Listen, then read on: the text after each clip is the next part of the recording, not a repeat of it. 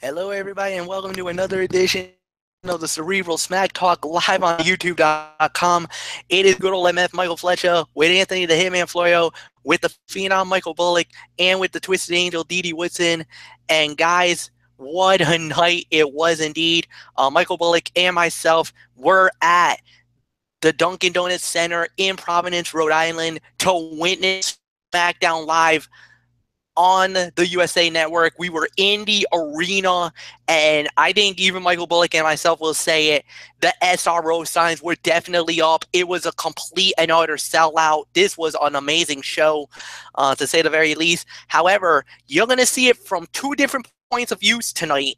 Anthony Floyo and Dee Woodson will definitely tell us on the TV side how it came out, where Michael Bullock and myself will give you first-hand knowledge of what we witnessed tonight. So you're going to get the best of both worlds. You're going to get from the arena standpoint, and you're going to get it from the TV standpoint. So who knows how the ratings are going to be.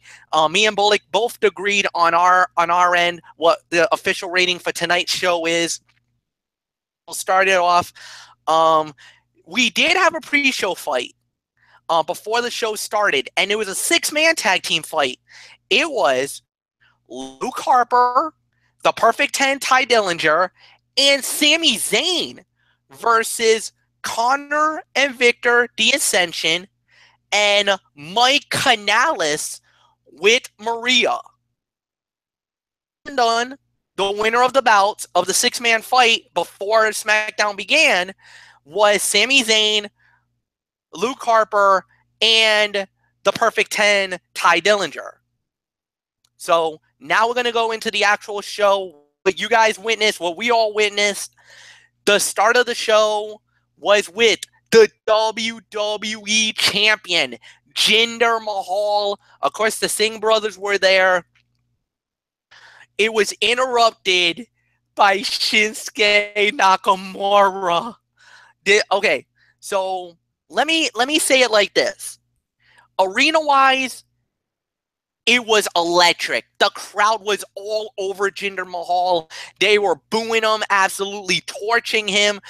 As many of you know that today, this is legit, that it is India's Independence Day, and they had this Bollywood-type celebration, this Punjabi celebration with the dancers. They had a singer singing the national anthem of India, and it was so deafening, the boos, especially on her. We could not hear the anthem. She was being drowned out by the boos. And I couldn't even hear Jinder Mahal for most of the promo because the boos were so deafening in the Dunkin Donuts Center.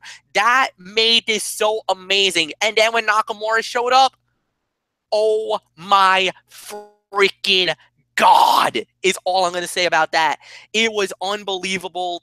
It was what I expected it to be. It was that epic. So to me, it felt really good. You felt the electricity. You felt the excitement. Yes,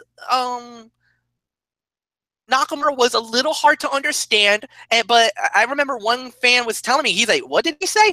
And I was like, I think he was talking about that, yes, it's the Independence Day of, it was the Independence Day of India, but it was also the day that they were honoring the people that they lost in Japan, because on Monday, it was VJ Day, the victory over Japan, and Nakamura was talking about, this was to honor the people that they lost, the peace and the love of his country, Japan. And I thought he did really good with that. I really felt it and everything else, but he said it best. I am going to be the WWE champion, or I'm going to win the title on Sunday night at Summerslam. This came off so red hot on our end. I don't know about for you guys, what you guys were seeing on your side.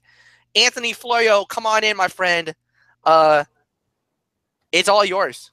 Well, I'll tell you what, Matt. For me, Nakamura looked loose and confident. but the promo honestly was a bit rough. It wasn't bad, and he showed good energy, but he still mutters a bit trying to get out English words. Mahal was once again boilerplate and pedestrian, and it's pretty obvious he's hit his ceiling at this point. He's had plenty of opportunity and promo time, but has yet to show he can get a reaction from much besides yelling about Americans being dull-witted racists. But given recent events, he may have a point. But I'll say this. Second best segment of the night on my end. There was one other in-ring segment I thought was better, and it's a great way to start it off. And I can only imagine what MF and Bullock were doing when Nakamura's music hit and the crowd was popping big for him. I can only imagine what you guys were doing. And I know that had to have been a dream come true for MF, because we all know how much MF worships the ground that Shinsuke Nakamura walks on. I mean, and I know that had to have been a major thrill for you, MF, to see your boy in our hometown, in our arena right there. And wow, unbelievable. So, but other than those little nitpicks I had to make, other than that, it was, like I said, the second best segment of the night. That's how I felt, watching it on TV, as compared to being there. But like I always do, telling it like it is. So for me, it was the second best segment of the night, and congrats, MF. That was a big thrill for you, and I can only imagine you must have been getting those J-Lo American Idol goosies running up and down your back when you saw Nakamura coming out. So, oh my. So that's all I can say there. So, Michael Bullock, let's get you on in here. Yeah, I really want to hear your thoughts on this. I mean, what was going through your mind when you saw Nakamura coming out? I mean, were you as excited as MF was, or what? Well, I'll tell you this. I mean, to see it on TV is one thing, but to be able to see it live and in person, it's a unique and exciting experience that I got to see with Shinsuke Nakamura coming out. And I mean, and I was even into it with the crowd when he came out. Yeah, I mean, this was definitely the second best segment of the night, and like I said, with me and Fletcher there, I mean, the crowd, I mean, they were all over Jinder Mahal, booing him, and yes, I'll say it, me and Fletcher, we were doing the same thing too when we saw it happen, and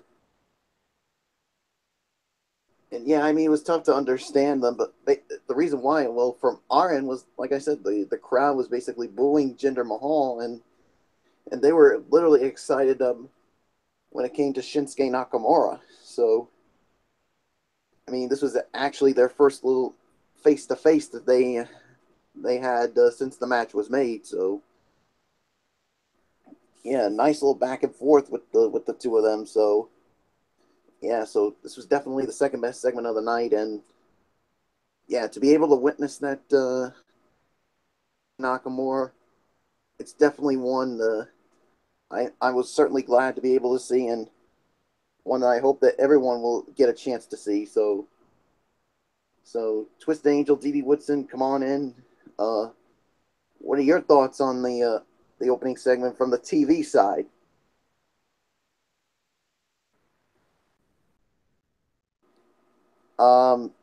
We can't hear you. Now can you hear me? Yeah, now we can hear you. Okay.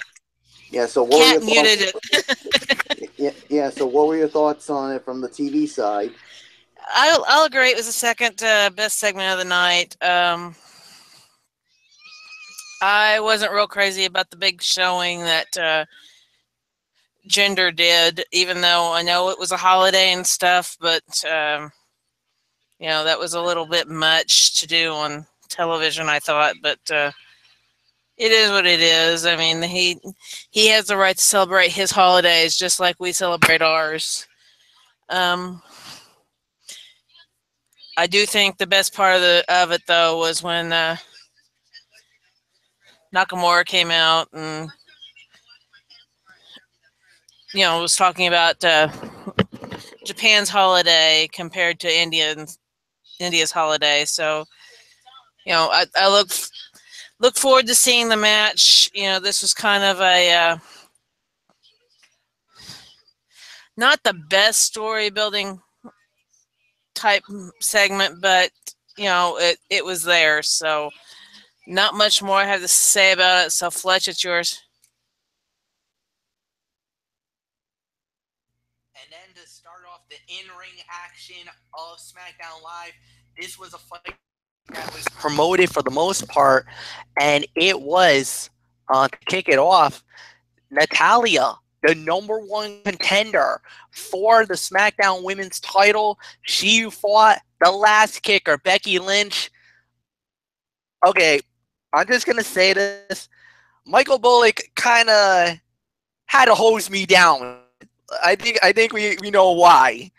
Unfortunately for me, it did not go the way that I was hoping for. Natalya wins it at 7 minutes and 32 seconds. But there was also a surprise, and I didn't expect she was going to be here. But we felt the glow. We saw the glow herself. Naomi out on commentary. I'll even admit I was surprised. So, Anthony Floyo, you lead off, my friend. Give me your thoughts about the match. Yeah, I'll tell you, MF. 7 minutes and 32 seconds, the time of the fall. I'm going to give it between 2 to 2.5 stars for my taste. Decent match that didn't make any real attempt to do anything ambitious or overstay its welcome. It accomplished making Natalya look strong heading into Sunday, and Becky's loss will be quickly forgotten if and when she gets involved in an actual story. She's one of the better workers and talkers in the SmackDown Women's division. And, you guys were right. I wasn't expecting to see Naomi either. And I say, I can only imagine what was going through MF and Bullock's minds, seeing that entrance in person, Naomi's Feel the Glow entrance. Whoa. Man, oh man, I can only imagine what was going through your guys' minds when you saw that. I mean, wow. To see Naomi do her thing, feeling the glow, her and her SmackDown LED Women's Championship, as I call it. So, yeah, just wanted to get that off my chest there. But other than that, solid back and forth match. The right person going over, considering Natalya is the number one contender. And then, of course, we had some post-match shenanigans, some offbeat shenanigans with Carmella and Ellsworth. And I'm sure Bullock was probably losing his mind, not in a good way, seeing that dink, but, it is what it is. So, but I know, MF losing his mind for Nakamura is one thing. But seeing one of his personal favorite women's wrestlers miss straight fire herself, Becky Lynch, MF, when he said that Bullock had to literally hose him down for that, I'm not surprised to hear that. I'm not surprised at all. MF, I know MF had another but an adrenaline rush seeing Nakamura, but I know for a fact his heart must have been going 1,000 miles an hour when he saw Becky coming out. So, yeah, I see a little poster there, Bullock. We'll let you get into that in just a moment, but me, that's actually not a poster. That's a program. Oh, program. Okay, I stand corrected. 2 to 2.5 stars is my rating for the bout. I probably would say maybe I would probably say third best fight of the night for me, because I thought there were 2 matches better. So, all right, Bullock, your thoughts on Natalya and Becky Lynch, and be honest. MF does MF's story check out? I'm sure it does. Yeah. As far as the match goes, I'm going to give it 2.5 stars. I thought it was a really good match here, and I do agree. The right person went over on this one, and because obviously Natalya is the number one contender. You want to give her at least some kind of momentum going into the SmackDown Live Women's Title match against Naomi, and yes, Fletcher did go nuts when he saw his favorite, the Irish last kicker, Becky Lynch, come out, and boy, I mean, to really see that entrance of Naomi, feeling the glow. Whew, man, that's another thing that you gotta see in person sometime. So yeah, it's definitely something to see, and yes, I went nuts, and not in a good way for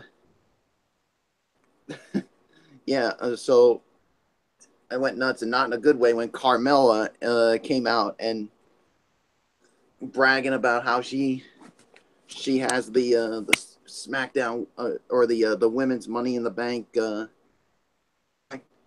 Um, yeah, I mean the crowd was basically all on not just Carmella, but also that stupid little dink James Ellsworth, who I still can't stand, and yeah, basically, like I said, reminding of both Naomi and Natalia that she could cash it in at any time. So, and I hate to say this, and Dee Woodson, I know you're not going to like what I have to say here, and it's going to pain for me to have to say this too, but come SummerSlam, I think it's going to happen. I think she's going to cash it in and become the new SmackDown Women's Champion. I'm saying it right now. I mean, I know a lot of people are not going to like it, and I know Dee Woodson will lose her mind, and not in a good way if that happens. She's praying to the gods right now that her cashing in the Money in the Bank briefcase will be a failure, like, well, something else we saw tonight, but we'll get into that at some point. So nothing else to say except 2.5 stars. Dee Woodson, your thoughts on the match?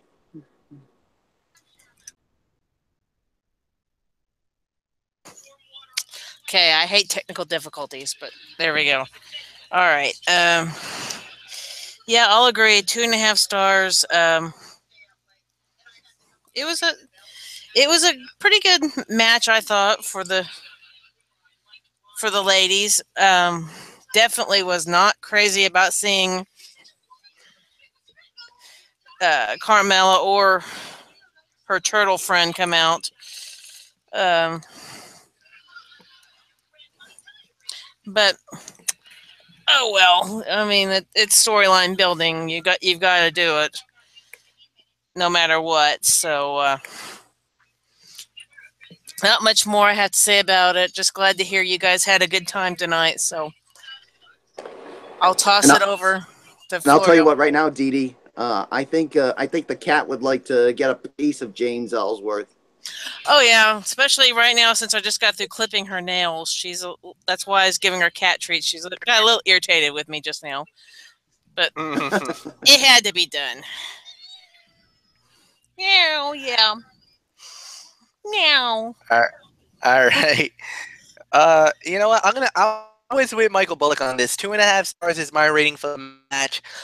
It came off pretty good. I'll say this: we had a couple of fans that we were chilling with here tonight, and Bullock knows they were actually rooting for Natalia. So there was a good little back and forth between me and this fan. And you know, once Natalia got the sharpshooter on her and got the victory, I kind of gave her the look like, all right, it looks like we're gonna have quite a few battles here tonight.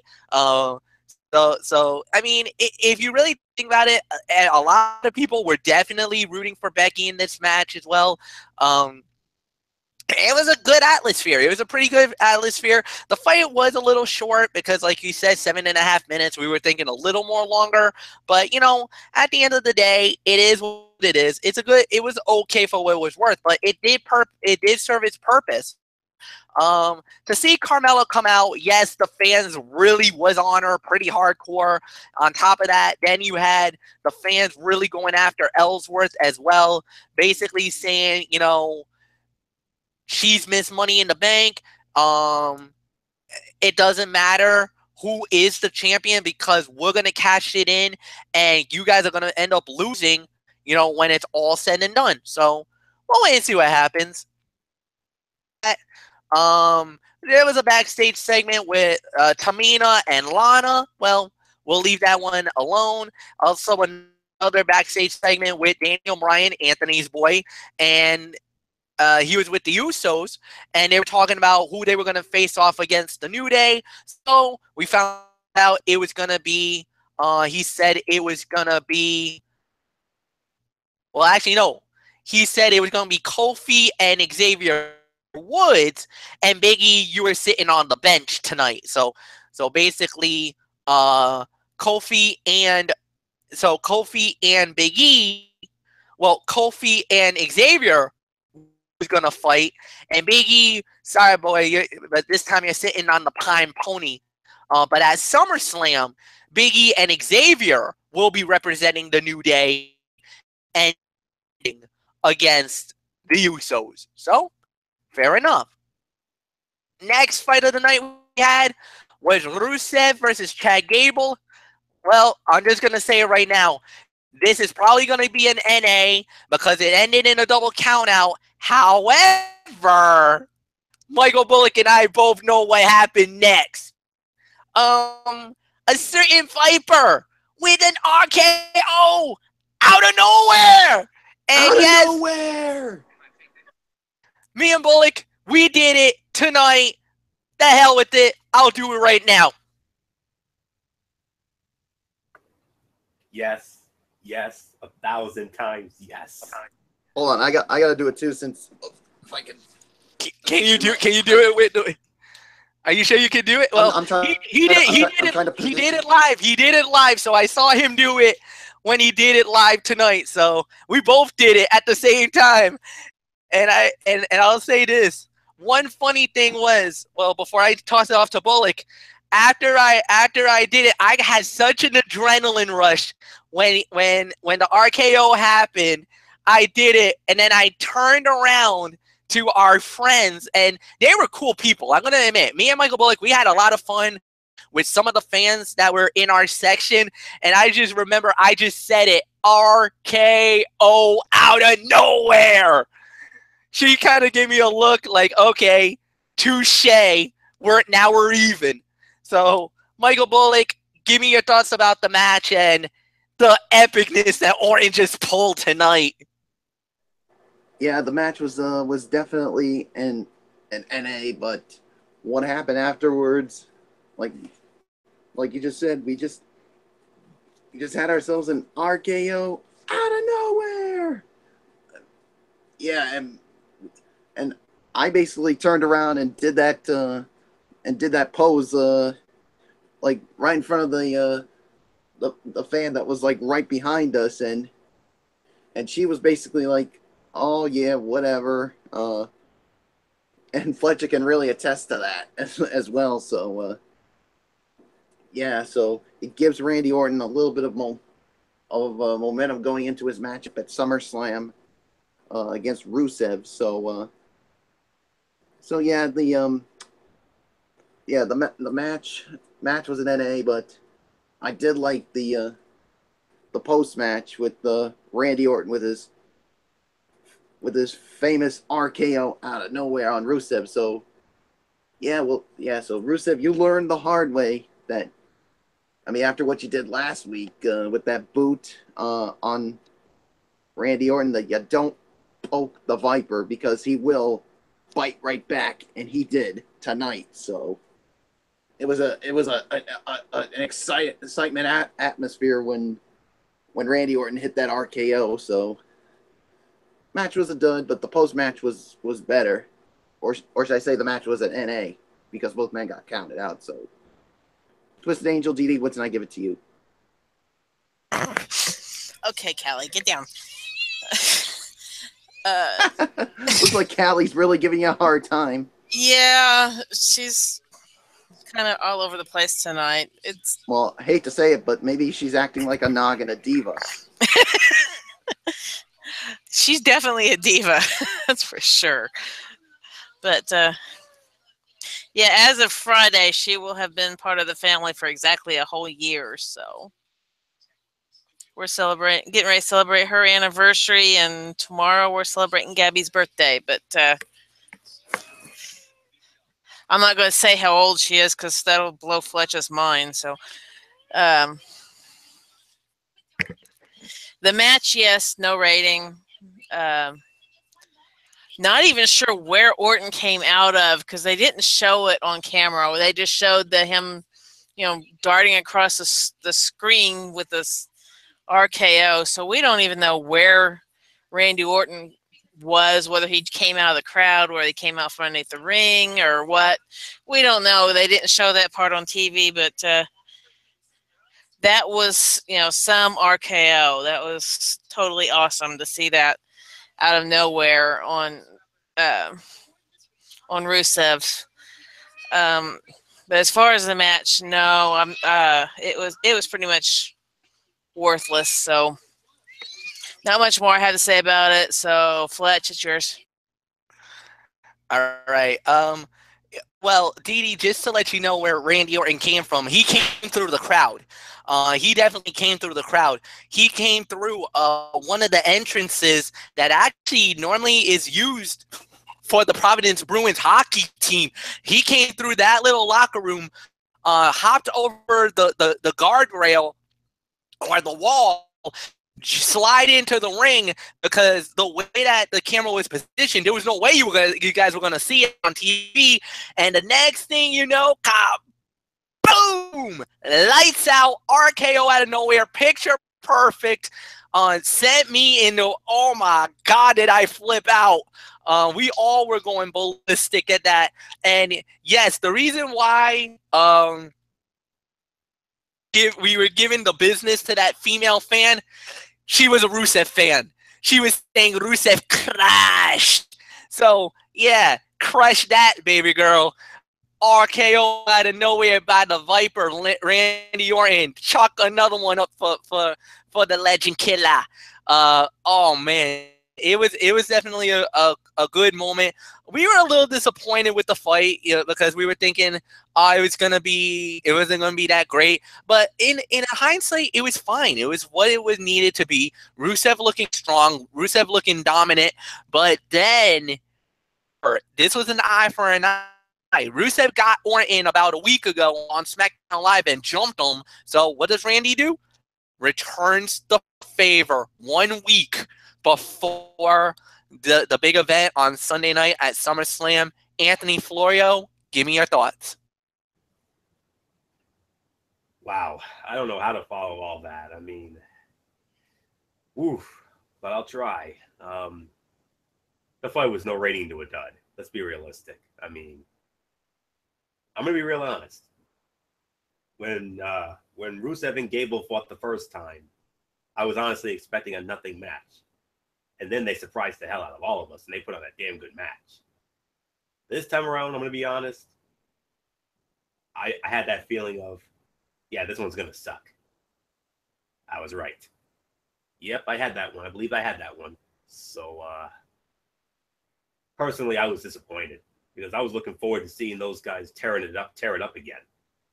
Double countout was a bit lame, but Rusev looked like a beast prior to getting laid out by Orton as revenge for last week when, SmackDown Live was getting ready to go off the air and Rusev hits that super kick out of nowhere. But like I said, I was hoping for another solid match between these two. So the quick no contest was a bit disappointing. I am hopeful that they'll have a solid plan for Chad Gable post SummerSlam.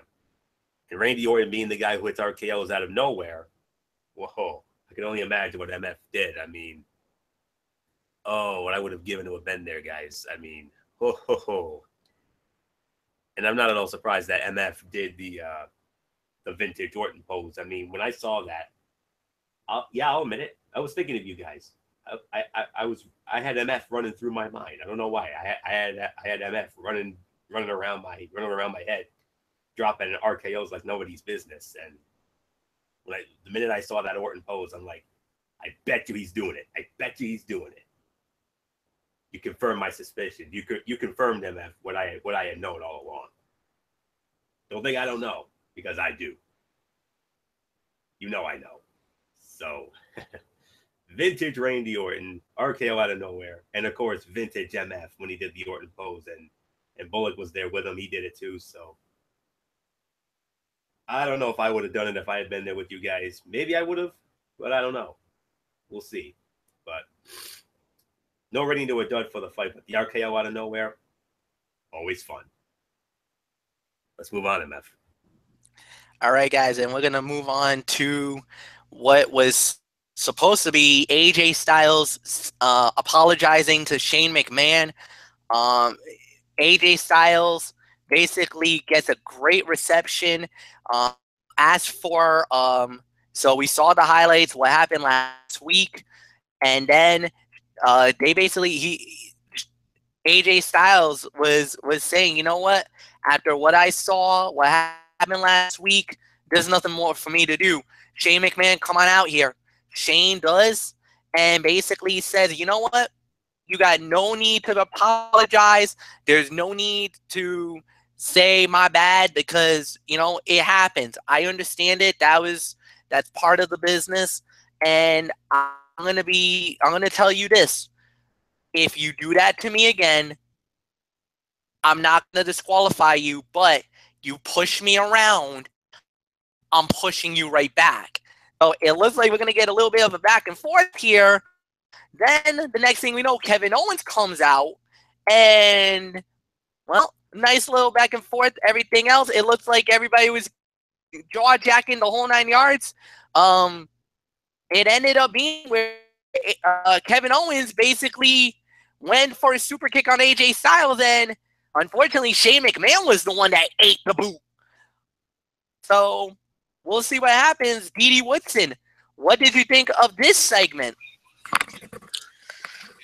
This was some segment, all right.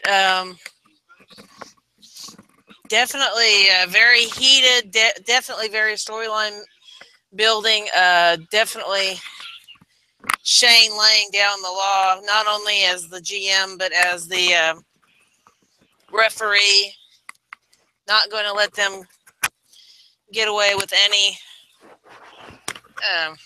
monkey business or funny crap coming up. So yeah, I really enjoyed the segment. Not much more I have to say about it, so I'll toss it back to you. All right, Dee Dee, and I'm gonna say this was a great segment of the night for me. The energy for AJ Styles was absolutely phenomenal, no pun intended. But I mean, it was loud. The fans were chanting AJ Styles. I was chanting it. Mike Bullock was chanting it. Our two friends that we were having that little nice little rivalry going, they were cheering for AJ Styles. AJ is just big time love in Providence. He was mega over tonight. One of the loudest applause of the evening went to AJ Styles. When Shane McMahon came out, big love for Shane O'Mac. He gave it right back to Providence as well. It says thanks for the love, Providence. You know, greatly appreciated as always. And it was awesome. I love the back and forth between Shane McMahon and AJ Styles. And I love that Shane didn't tip his hand. He's saying, look, I'm going to be an official. I'm going to call it down the middle. But if you push me, I'm going to push back. Fair enough. Complete fairness. Anybody would say, oh, he's going to screw AJ. He's going to, no.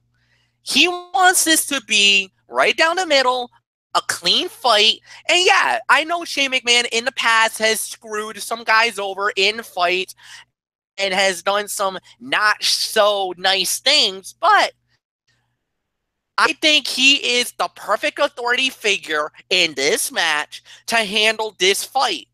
I had nothing wrong with what he did. What Kevin Owens was doing, I thought he did great.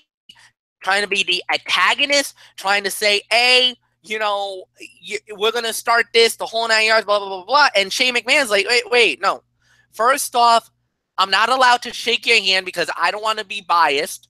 But if you want to shake AJ Styles' hand. Let's have a fair competitive match. Well, that didn't go down. It looked like a brouhaha was ensuing, and it looked like AJ was going to try to swing for Owens. Owens ducked, but luckily this time around, Shane caught AJ saying, whoa, like maybe that was an honest mistake. I wasn't trying to go for you, whatever.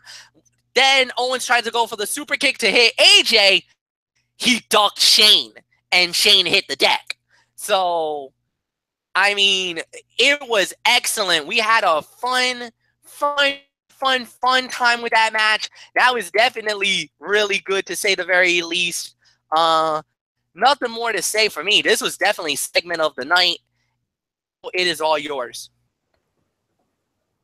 I agree. Once again, segment of the night, no doubt about it. I mean, you want to know how it came off on TV? It came off very well on TV. No question about it, MF. I mean, yeah, I don't blame you and Bullet for having fun with that. I mean, that was a damn good segment. I mean, oof. I mean, I'm not surprised AJ got a big pop. I mean, the stars were out tonight. I mean, when I went a couple years ago, hardly any of the stars were out. But this time around, the stars were out, and they all got massive pops. And I was expecting AJ to get a big pop. He got one. Shane O'Mac getting a big pop, yes. And I was even expecting a little bit of an IWC pop for Kevin Owens there, like always. But it was amazing. I mean, I loved it. I thought it was great. I dig the mind games they're playing heading into the match. And right now, what is my projection right now, I'm leaning towards AJ Styles. I could change my mind. I don't know. We'll see come Friday. But for right now, I do have a little bit of a scenario. I'm not going to share it tonight. I'm going to share it on Friday with how I think this could go when we do our big preview show. I'll remember it. I'll make a note of this to remember it. But for right now, this was the segment of the night. No question about it for me. All three guys came off very well. I mean, there was definitely that element of Shakespearean drama during this segment. And you think the last 2 weeks, you thought tonight and the week before in Toronto was something? Just wait till Sunday night. I got a damn good feeling this is going to be a show stealer. So, well done all around. All three guys, you came off really well. Well done. So, no complaints here. So, segment of the night for me. So, came off really well on TV. So, Michael Bullock, of course, you and MF were there. How did it come out live? It came out really good live, and yeah, the crowd, I mean, was really popping for AJ Styles when he came out, and they were even popping for Shane O'Mac when he came out, and I'll tell you this, Florio, I mean, it was something to see Shane O'Mac do the Shane O'Mac shuffle when he came out in person, and boy howdy, I mean, I tried to emulate it, but I can tell you this, I probably need a little more practice. So, yeah.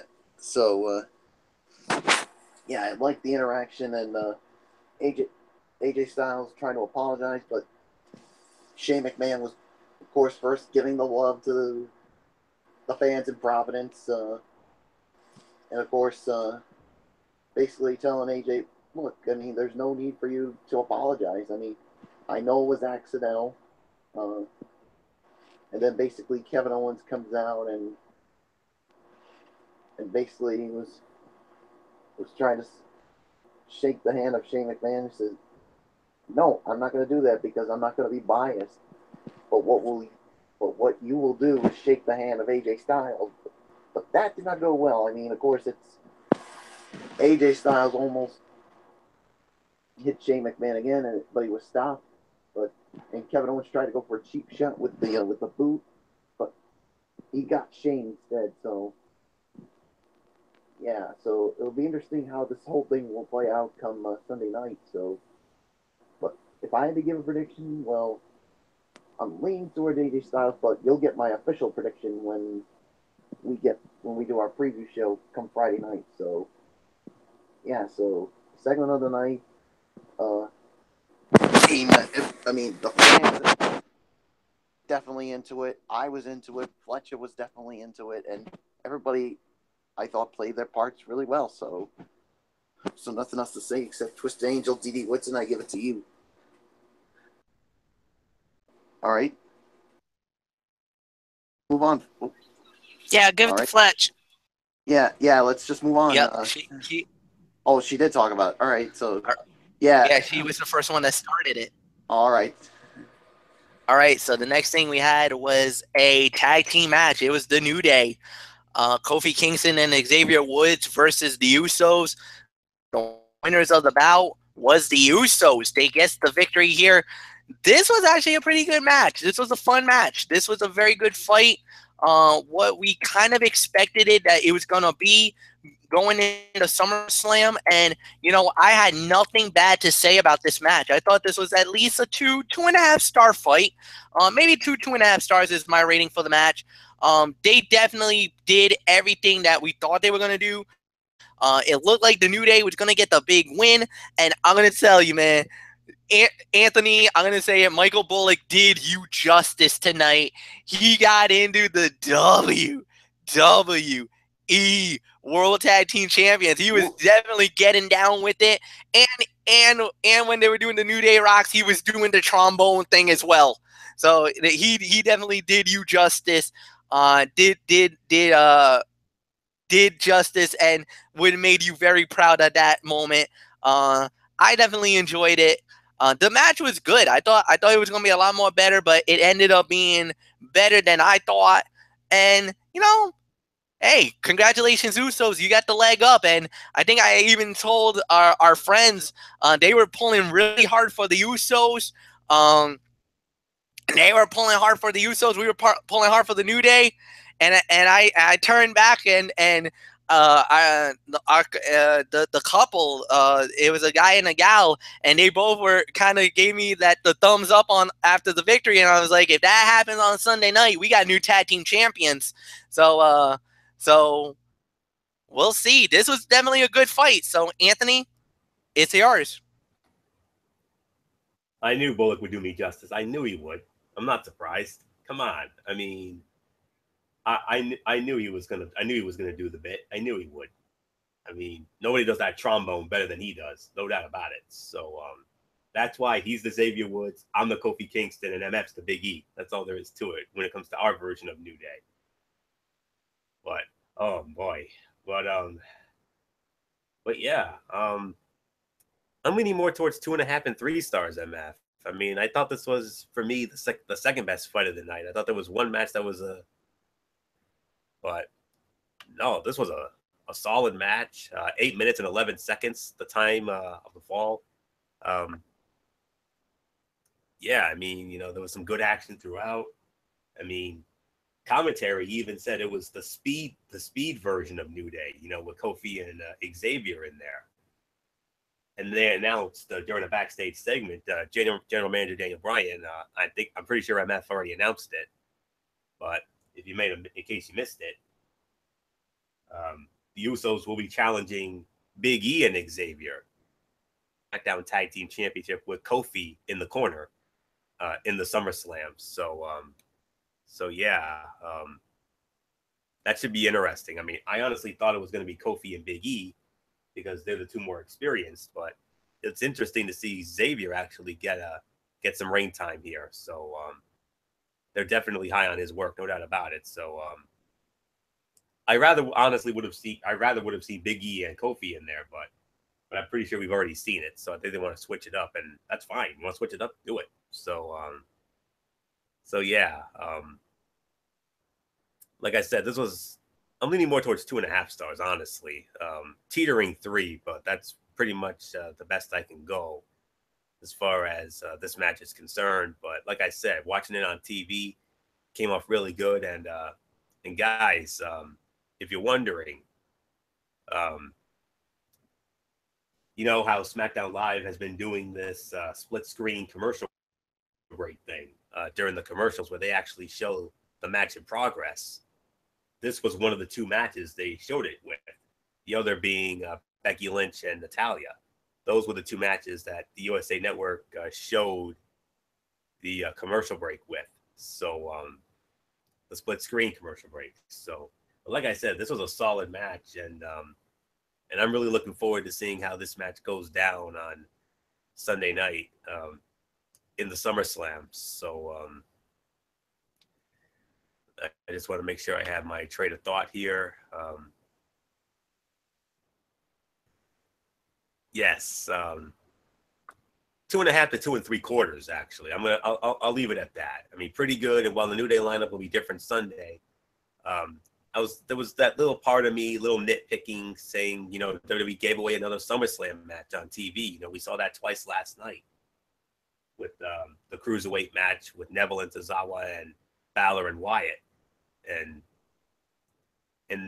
that's all I can say on that. But other than that, though, I mean, it was fine for what it was. So 2.5 to 2 3/4 stars, second best fight of the night for me. So, all right, Bullock, yeah. I knew you did it. I knew you were going to do me justice. And how did that come out live? Oh my goodness, I was really into it when the New Day did their usual shtick with the oh Providence and the usual stuff, and then with the WWE World Tag Team Champions, and of course you saw, which you usually see when it comes to the New Day, but to actually experience it live, oh man, I was literally into it the whole way, and I certainly didn't let you down, Florio. So I knew you wouldn't, buddy. As far as the match goes, I mean, I have to say 2.5 stars as well. I mean, a good match from both sides. I mean, I think we're not going to see Big E probably until SummerSlam.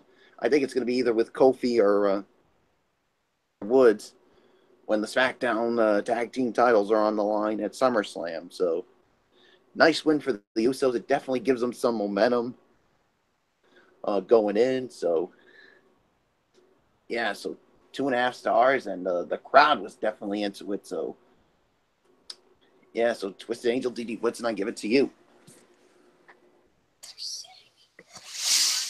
I hope you didn't do the hip thing. I really did. I hate to tell you this, Dee, but I did. Oh, Lord. I'm sorry, but I did. Oh, Lord. Oh. I think she's taking you out back to the shed and beating you with the checkered apron, bro. I think you're getting it tonight. Oh, gosh. I don't care. I don't care. Either that or you might end up on the list. I don't care. If I get taken to the woodshed or end up on the list, so what? Oh boy. Alrighty then. Very good match. Gonna go with the 2.5 to 2 3/4 rating. Yes, I know.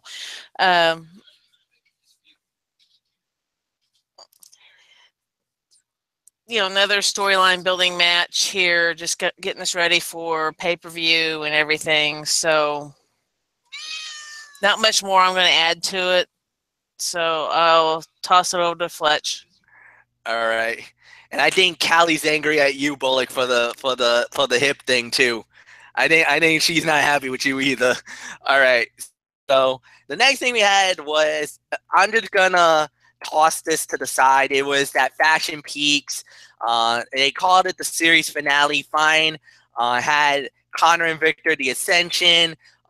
Very funny ha-ha thing. But they did finally say Breezango back in action in about 25 years. No. Okay, guys. Chill. Relax. They're back in 2 weeks. They'll be back on 2 weeks on SmackDown Live. They're going to be wrestling very soon. Now, to the main event of the evening. John Cena goes one-on-one with Jinder Mahal.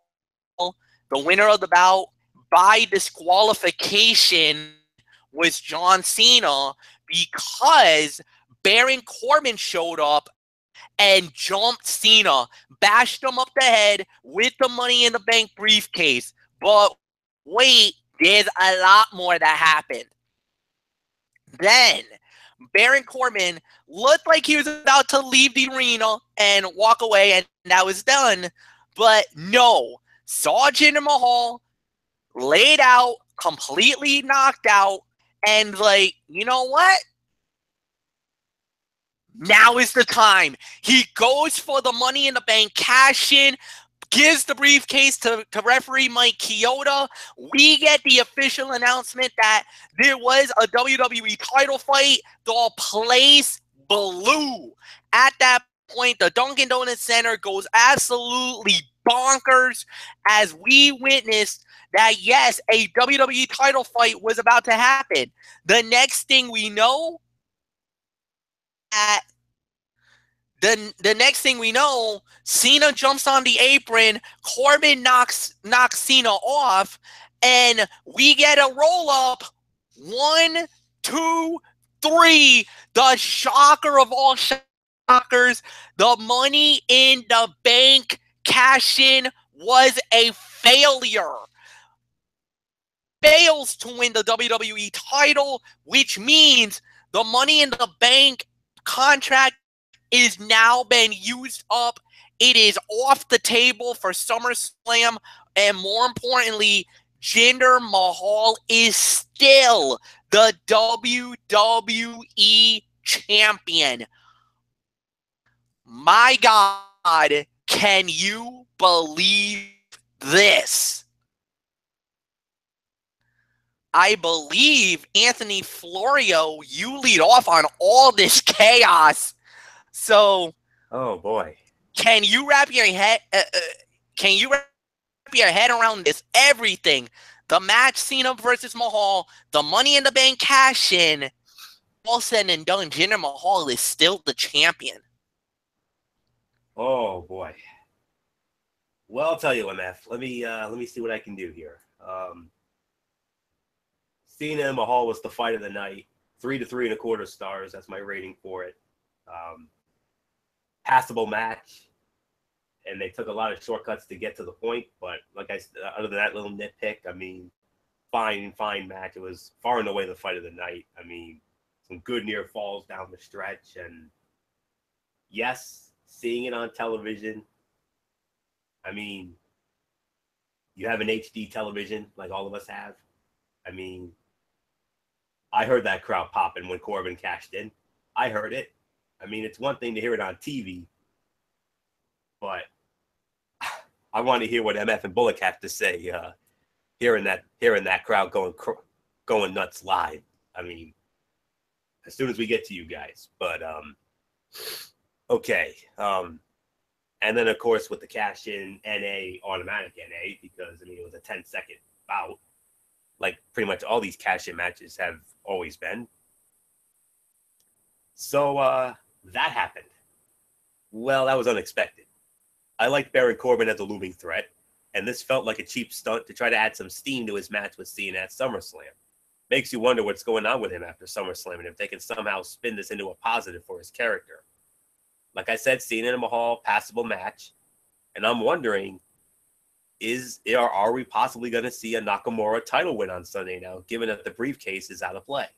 It was the one thing hanging over the match that made me think they might go in Corbin's direction. The fall is normally a down period for WWE, so getting experimental with someone like Nakamura as the WWE champion could make for better overall television if they can find them interesting opponents to have matches with. So that's all I can say on that. So, my word, I mean,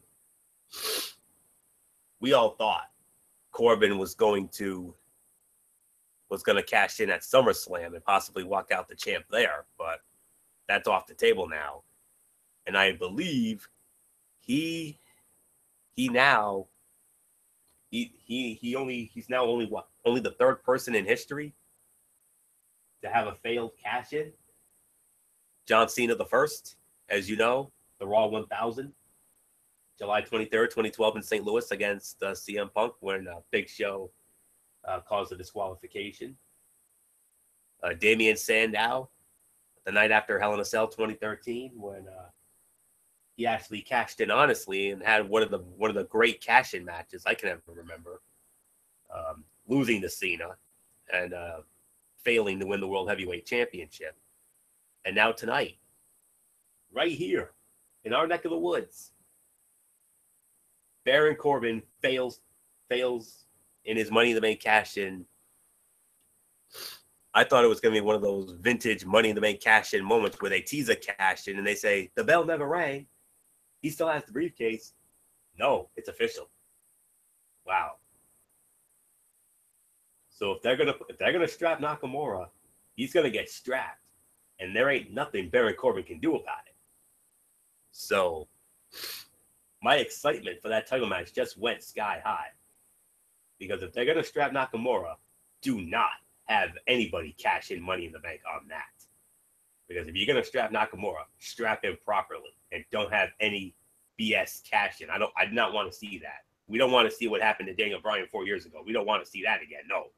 I want to see Nakamura win the title on Sunday. I'll get more into that on Friday night. But like I said, Cena and Mahal, 3 to 3.25 stars for me was the fight of the night. A lot of skeptics out there didn't really like the match, honestly, but I'm not one of those skeptics. I thought I came off really well on TV. And that cash-in moment, whoa. Okay, so that's all I could say there. So, all right, Michael Bullock. I told you how it came off on TV. You have an HD TV. I know what you're going to say. And any HD TV, including my own, doesn't do live justice. That crowd must have been something. Oh my goodness! I mean, well, first off, I mean, when it came to the entrance of John Cena, oof, that crowd was literally red hot for it with the whole John Cena sucks. John Cena sucks. Yeah, and as far as the match goes, I'll give 3 to 3.25 stars is my rating on the match. Yeah, I mean it was a really good match. I mean even though the finish was a little bit not to my liking, but yeah, I mean, me and Fletcher, I mean, we were there. We were like saying, "What's Baron Corbin doing?" I mean, Mahal's laying there wasted. Cash it in, and then all of a sudden, Baron Corbin turns around,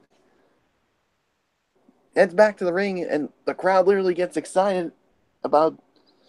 I mean, he cashed it in, and the referee rang the bell, and the match was underway, and then he turns his attention to Cena and knocks him off, and then Jinder Mahal basically rolls up Corbin, and Mahal wins the match. Wow, that was totally unexpected. With Baron Corbin failing to win the title on a cash-in. I mean, oh my goodness. I mean, me and Fletcher, we both had our hands over our mouths. We were like, what in the freaking hell just happened? I mean, did that just really happen? I mean, and basically Baron Corbin was fuming mad when he failed in it. And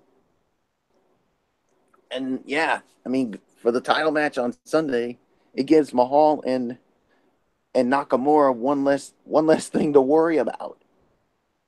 And I'll tell you what, if they do put the title on Nakamura, hey, I think they should now really strap it on him without any worries about a cash-in, because Corbin failed on it. So this is definitely one of the shocking moments of 2017 so far. I mean, to experience it live, it was just freaking crazy. I mean, I was even in shell shocked of what happened. So, I mean, 3 to 3.25 stars on the match.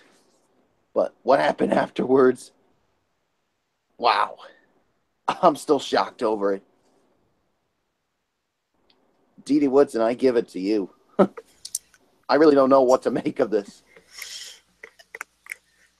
I don't even know what to make of it, and I wasn't even live there. I was watching the TV, but you know, I'm a big person. I don't like the DQ finishes, especially when the match is really, getting really good like that one was. I will go ahead and give it 3 stars, even though I really don't like the way it ended. But the match itself between the two guys, really good. Glad the ref kicked the Singh brothers out, even though Corbin decided to stick his nose where it didn't belong. Not surprised that Corbin failed because he didn't go for gender immediately. He, kind of goofed off a little bit, trying to psych himself up and the crowd up, I'm going to attack gender type thing without using words, just body language. And then Cena getting involved long enough to get his attention to where he got pinned. Yeah. Total chaos there, but in the end, the gender still has the title, and we're ready now to move on to SummerSlam, put all this behind us, and hopefully the dirt sheets are right. We're going to see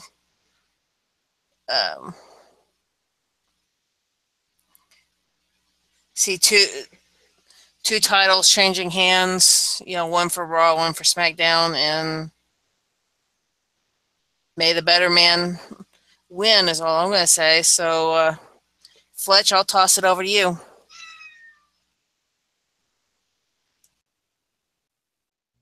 Yeah, this was an unbelievable 3 stars for the main event. I know what you're talking about, Dee Dee Whitson, when it came to the finish. Yes, I do. We don't really like DQ finishes, but I mean, this really led to something even bigger. I mean, really, really, really going absolutely ballistic the minute we saw the Money in the Bank come into play. I don't think none of us saw that coming, but it happened. But when it did, oh my word, what a backfire Batman is all I say about that. It blew up in his face, and the only person that ended up being the ultimate loser here, unfortunately, was actually Baron Corbin. He fails to be the third man to get the Money in the Bank. Unfortunate, total unfortunate. But it is what it is. But my God, what a fight this was! Great way to close the show, no doubt about it. Really nothing more to say, guys. There's really nothing more to say. So let's just get into the overall reviews. Open form as always. So whoever wants to jump in, it's yours, guys.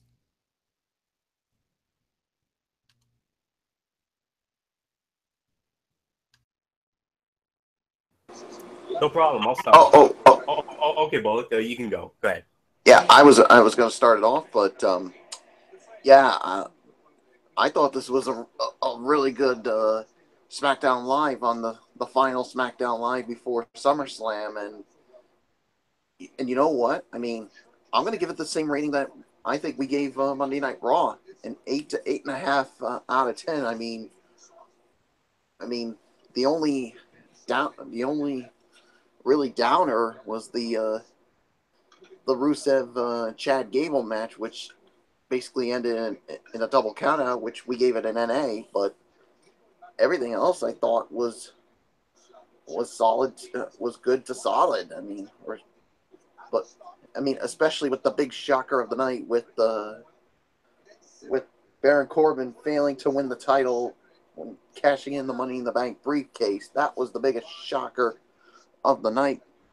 So to see it live, I mean, it was really awesome. I mean, great job, great show. I enjoyed it. Fletcher enjoyed it, and I mean, just an awesome time to to see Smackdown live, and Florio. I mean, we got a little something I think you will like, but we'll tell you all once we go off the air. So I think you'll like it. So 8 to 8.5 out of 10, and basically to say, I think both Raw and SmackDown really did good delivering on their go home shows. So nothing else to say. So whoever wants it next, I guess Florio, since you decided to come up first, I think it's best that we let you go next. I agree, 100%. 8 to 8.5 out of 10 is my rating as well. Of course, the Raw guy in me still thinks Raw was better, duh. But you guys came close. I don't think you. I mean, I'll call it a draw. I mean, a couple of things on this show really didn't really sit well with me. The Rusev and Gable, that was very disappointing. But then again, I kind of saw that coming. Couple of the matches, I mean, they were good, but they just didn't wow me like some of the matches on Raw did last night. Segments, that really did it for me. I mean, the Styles, Owens, and Shane segment, that was unbelievable. The opening segment was very good as well.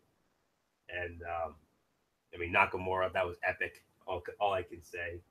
And the other matches were solid to good. I mean, none of them really blew me away, honestly, but they were, fine for what they were. And, storyline progression on the SummerSlam. Of course, the most interesting and newsworthy thing that happened tonight was Baron Corbin cashing in Money in the Bank and failing. Big deal. That's a very big deal. I mean, it shows the fans that I think they wanted to show the fans that, it's not as automatic as you'd think it is. I mean, only the third time out of, oh, goodness, I don't know how many, but nonetheless, I mean, to have a cash in actually fail for a change, I mean, unpredictability. And I always say predictability is not always a bad thing, but it's always a good thing. So I had a train of thought here. I'm trying to get it. Bear with me for a moment. I'll get it back. Just give me a second. Okay. Corbin tried to cash in and he failed in 10 seconds. Some may hate it, but I have no issue with it. I find no issue with a surprise cash in failing because, like I said, it shows the audience that it is not an automatic championship win. I felt that Corbin winning was not the best call. I mean, I think either AJ or Nakamura should have won it, honestly. But just when I think they're going to do something with Baron Corbin, they're gonna give him a big moment, they pull the rug out from under us. I mean, look what happened at WrestleMania. I mean, we all thought for sure he was going to win the Intercontinental Heavyweight Championship. Fed him to Ambrose. And then tonight, just when we think he was actually going to cash in Money in the Bank and win the title and become champion of the world, yeah, rug gets pulled out again. I haven't heard anything. I don't know. He's been a flat performer for me. He hasn't shown much improvement. And for the most part, simply existing as a guy on the roster. With him causing the DQ and then seeing his distraction, it in theory adds more heat to their SummerSlam match. And you have to wonder, has WWE lost faith in him? Or did he piss somebody off? Because he looked to be a long-term project for creative and management. I don't know. I thought for sure when he cashed in, he was going to be champion. We all thought maybe he was going to do it at SummerSlam. Well, that's off the table now. So either the reign of the modern-day Maharaja is going to continue, or we're going to start the Nakamura dynasty. I'm praying for the latter. Because if Nakamura wins the title, Michael Fletcher's going to, oh boy. That's all I'm going to say on that. And I'm pulling for that. I want to see MF. So that's all I can say on that. So 8.5 out of 10. I'm sorry I couldn't be there with you guys. I would have loved to have been there, but you know, it is what it is. But I think I know where Bullock's going. I heard about the next time it's coming, and yes, indeed, I'm a very happy man. So, and I'm gonna do everything in my power to make sure I get to that one. So with all that being said, 8.5 out of 10. So, DD or MF, whoever wants it next, it's yours. Whoever wants it. Yeah, I'll agree with the rating. It was a very good show, very good go-home show.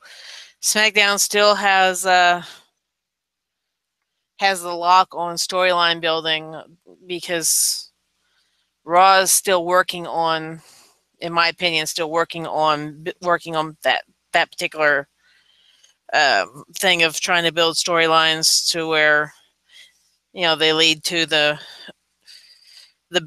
pay-per-view matches. But SmackDown seems to have that, you know, nailed on the head, and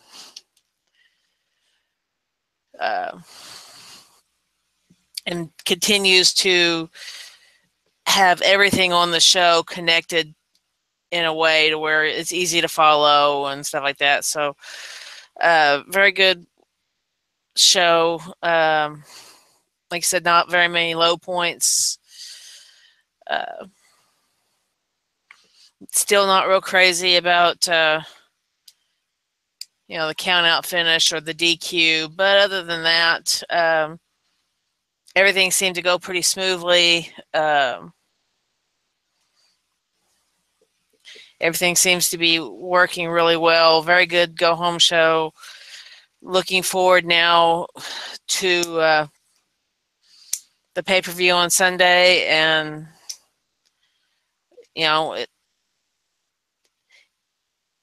there is nothing really holding back them on putting the title on Nakamura, but we'll just have to wait and see what happens as we get closer to the pay-per-view. So not much more I have to say about it. I'm going to head out because I've got a birthday party tomorrow and babysitting Michael's little girl tomorrow. So we'll see you guys later.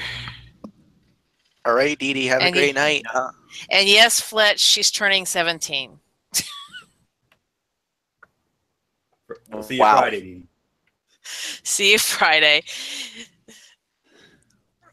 Yep, 17 tomorrow. Well, later today since it's after midnight. So yeah, it's already after midnight here on the East. So yeah, it's. I left a little something message on her Facebook. So have her check it out. She'll see it tomorrow morning because she'll come in probably around 10 o'clock and want her little cell phone to look at it all on. So.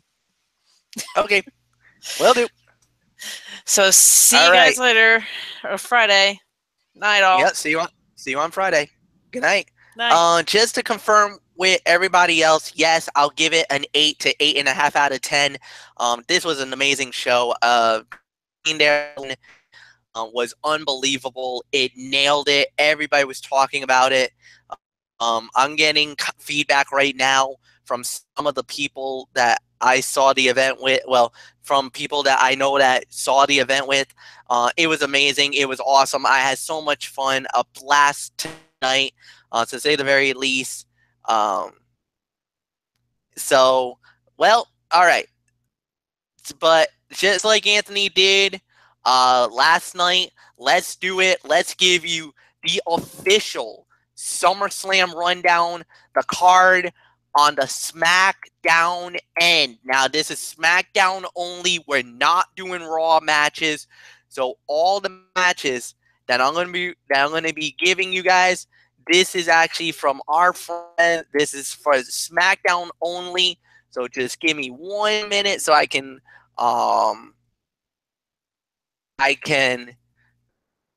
give the matches. So hold on for a second. Here we go. And the Smackdown matches for SummerSlam 2017 goes as follow. First off, we have John Cena to go one-on-one with Baron Corbin, that is a singles match. Then for the WWE SmackDown Tag Team Championship, it's going to be the New Day. Biggie Langston and Xavier Woods, accompanied by Kofi Kingston, going up against Jey Uso and Jimmy Uso, the Uso brothers. We got Randy Orton to go one-on-one with Rusev.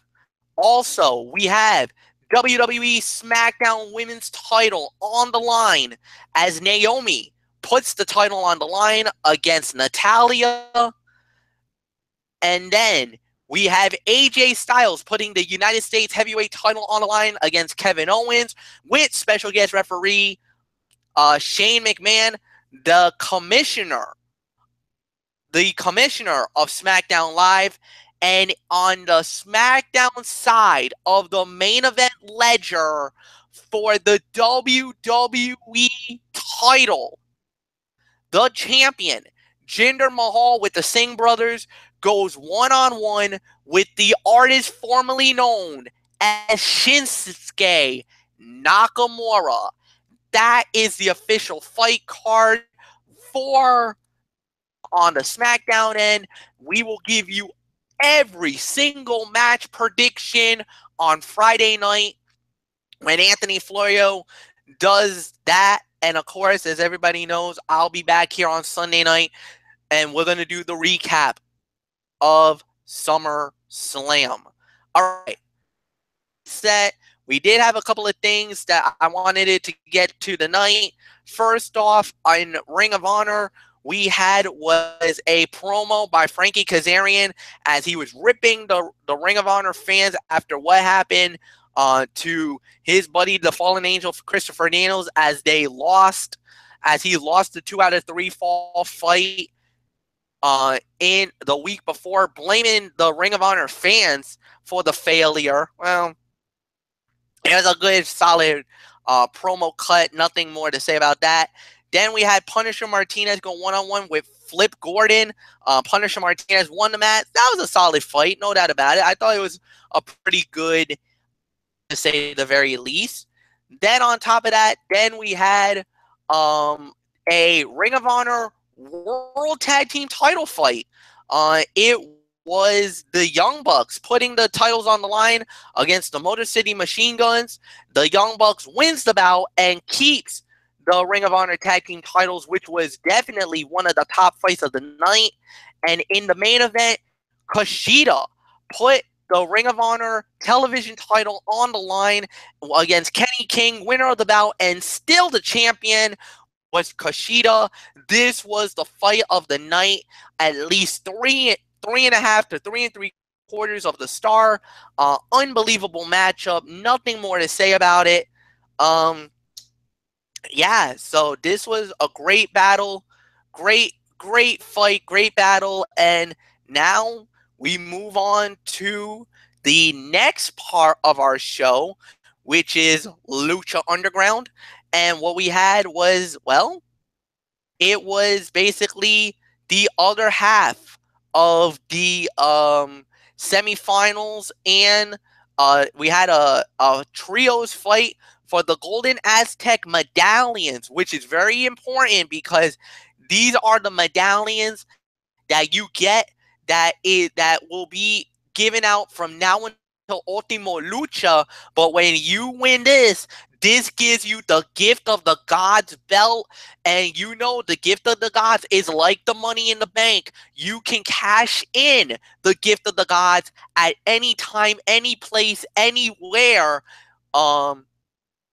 When you get possession of the belt, the medallions at the Golden Aztec medallions is basically 7 medallions that will be given. And once all those medallions are put together, that is the medallions that will trigger and would signify and would give the opportunity to get the Gift of the Gods belt.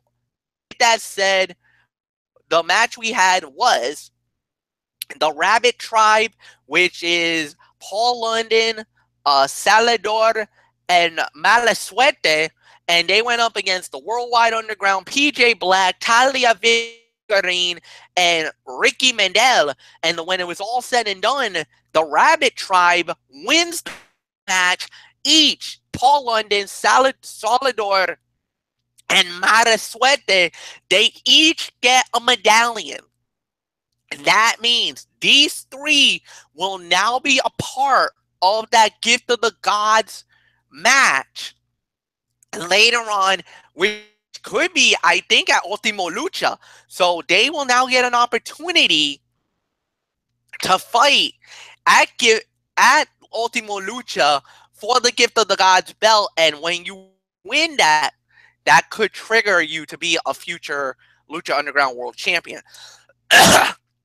Next up, we had Mil Muertes with the Sexy Katrina as they went up against Jeremiah Crane in the quarterfinal match, and it was Mil Muertes winning. He's now going to the semifinals. He gets the right to fight, and the other person that gets the opportunity, Pentagon Dark versus Tejano. Pentagon Dark wins the match. He goes to the semifinals. So the semifinals are set.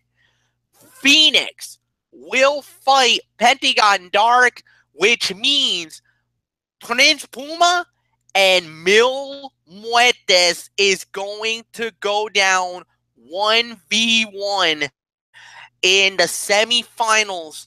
We are now 3 matches away from finding out who wins the Dario Cueto Cup, and more importantly, who gets the right to fight Johnny Mundo at Ultimo Lucha 3 for the Lucha Underground World title. My goodness, what a match this was. What a night that was. Another 7.5 out of 10. I love this. And I'm so sad we're getting so close to the end, but this was an amazing event, to say the very least. Then, let's get into New Japan Pro Wrestling, the G1 Climax. Oh my goodness, what a tournament this ended up being. Like I said, it came down to 4 men when the tournament was all said and done. Tetsuya Naito, Tanahashi, the winner of that fight would win Block A. Tetsuya Naito won that match. He moves on to the final, and he had to wait to see the winner of Kenny Omega versus Kazuchika Okada. Now, this was very important because Okada had the opportunity to close the door. He had a chance to win the whole thing. He was ahead on points. He needed 1 win over he had to beat, if I remember, I think I said he needed it to fight Suzuki Gun leader Minoru Suzuki. If he won that fight, Okada was going to go through. Well, the fight ended in a draw. That meant 1 point was given out and given to Okada and to Minoru Suzuki, but that opened the door for Kenny Omega because of the fact that Omega, who had to fight, I think he had to fight, I believe he had to fight Kohama. He beat Kohama in that fight, which triggered a winner-take-all fight. Kenny Omega versus Kazuchika Okada. This is the mega match, the fight that everybody was waiting for since Wrestle Kingdom, since back in January. And then there was another fight that these 2 men had not too long ago that ended in a 30-minute draw, a 1-hour draw, and they were ready for the rematch. They were ready for this moment of the match. Kenny Omega beat Okada. He defeats Okada in about 24 minutes and 40 seconds in another mega, unbelievable 5-star classic match these two men had. It was nowhere near the awesomeness of the 60-minute draw. It was nowhere near the greatness of the Wrestle Kingdom fight, but this was an amazing battle, to say the very least. But when it came to the tournament final, which was Naito versus Kenny Omega, the winner of the G1 Climax Tournament for 2017, and the man that will now get the opportunity to fight at Wrestle Kingdom 12 for the IWGP Heavyweight Championship of the World on January 4, 2018 is Tetsuya Naito from Los Ingobernables de Japón. He wins the tournament, wins the match at 24 minutes and 34 minutes and 35 seconds. He wins the tournament.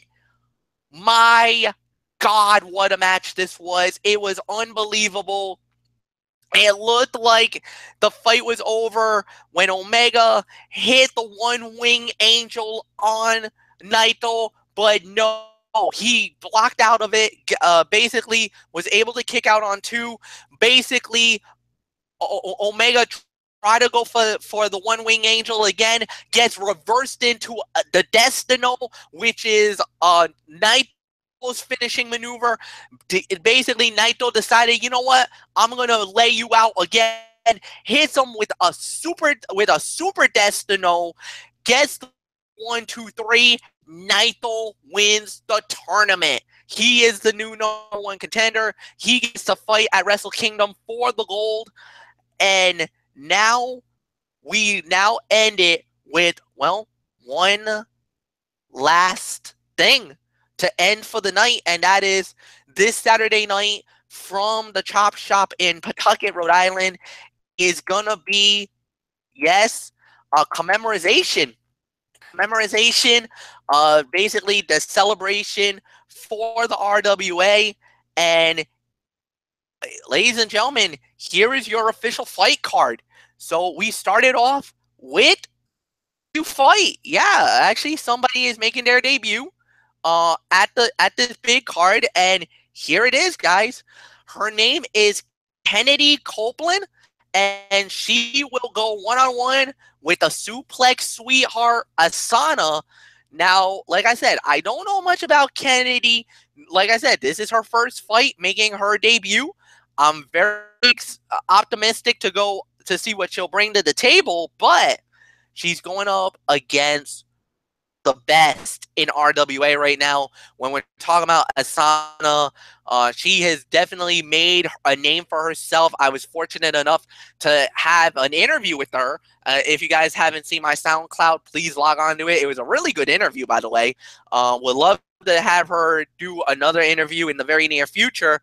But, you know, Kennedy Copeland, let's see what she brings to the table. I mean, very optimistic, very excited for her. Great opportunity, a proving ground moment for her. But she's going up against one of the best in the game. All right. We got this one, guys. And this is going to be a very interesting matchup. This is going to be a 3-team tag team fight. It's two members of what we call it's the Middlesex Express. They're going up against members of the Heavy Hitters, the Beast, Derek Andrews, and Shay Cash, and then a third team that's in is Jason Devine and Billy Ware. So this is the 3-team battle, a 3-way dance, as we would like to call it. And who's going to get the upper hand? We'll wait and see what happens. But I will say this. After the Middlesex Express basically took a defeat, a big loss, Now they're looking to try to get themselves back into the picture, try to get themselves back into the title hunt, as we would say. What's going to happen there? Well, we'll find out Saturday night at the Chop Shop. Next up, we have, well, all right. This is going to be an interesting matchup. Kellen Thomas going one-on-one with Chris Cruz. Like I said, this is a beat the clock challenge, and basically, the winner of this gets the opportunity to fight Judge Logan Chambers sometime down the line for the RWA Hype Championship. So this is one match. Kellen Thomas and Chris Cruz to go at it in a Beat the Clock challenge. And the second fight of the Beat the Clock challenge is this one. Just Alex goes one-on-one with Jammin' Jack Connor. Now, Just Alex rightfully has a gripe. Many people believe he should have won the Hype Championship at Legacy. There was a little bit of a chicanery. The referee was taken out, and basically they decided to restart the fight, and Judge Logan Chambers went on to win the fight. But now Just Alex wants an opportunity to get another shot at the judge, but this time he's got to go up against a man who is a former RWA Triple Crown champion in Jammin' Jack Connor. What a matchup that's going to be. A Beat the Clock challenge, guys, though. Anthony, remember how you like to do the Beat the Clock? That's what we're going to get to see. You mean like the classic black and white game show that we used to have a lot of fun with? Beat the clock. Beat the clock. Pretty much. So that's what they're going to have to do on Saturday night. They're going to have to beat the clock. All right. So next up we had, well, okay, this war. This rivalry has been going on for a very, very long time. Crimson Al Qaeda versus Sean Leader. And let me say it, it is going to be, you see it, a Dimwitch horror match. What does that mean? What are we looking at? It is going to be anything goes, weapons galore. You want blood? You're going to get blood. You want violence? You're going to get violence. You want to see two men who genuinely do not like each other, and this war has been going on for years. For a long, we're almost talking about 10 years, guys. These two men have been going at it in different parts, in different era, and, you know, the backstory is Crimson Al Qaeda had this guy, has Sean Leiter as his slave. He was basically doing the bidding of one of the most dangerous, lethal men in all of professional wrestling.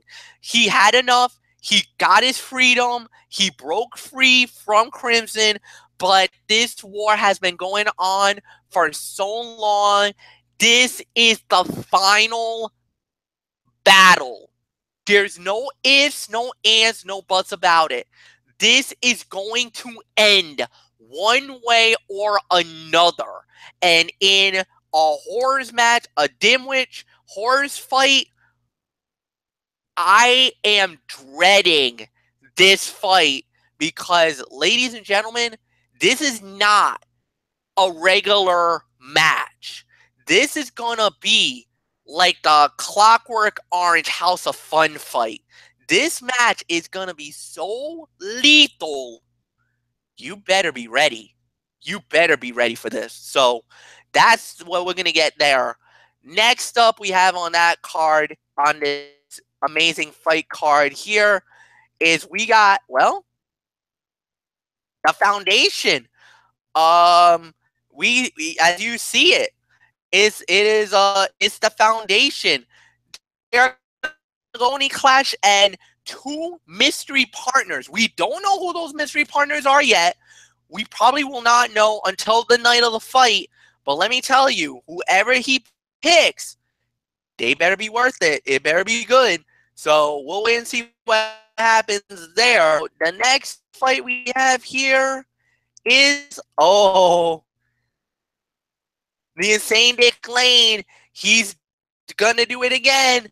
The Interdimensional Champion Challenge, and he's gonna put the Interdimensional title on the line. What is he gonna fight? Who the hell's gonna come this time around? I mean, it could be anybody from any generation, from any part of the world, from any when he uses that interdimensional belt and that portal opens, God knows what's gonna come out. I mean, we saw the Fox Spot, a hooligan.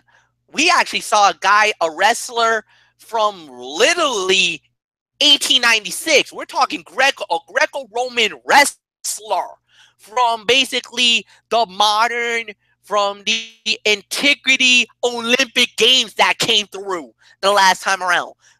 That's going to come through now. It could be a reincarnation of Anthony Florio. God help us all if it is. You know, that could come through. It's going to come through in that. But it's going to go down this Saturday night, live from the Chop Shop in Pawtucket, Rhode Island. Guys, I hope you guys get ready. It is going to be insane. And with that said, that's it. We're done. So, Real Smack Talk is in the books. I want to thank you guys so much for watching this and enjoying this great event. And, of course, Friday night, big Wrestling Forum special event. We're going to be previewing NXT TakeOver Brooklyn 3 and SummerSlam at 10:30 Eastern on the Tone 25. And, of course, you guys can come on back on Sunday night after SummerSlam goes off the air, and we will recap SummerSlam 2017. And until then, thank you so much for watching. You know the routine. Hugs and hand pounds. We are out. Have a good night, everybody, and so long for now. Bye-bye.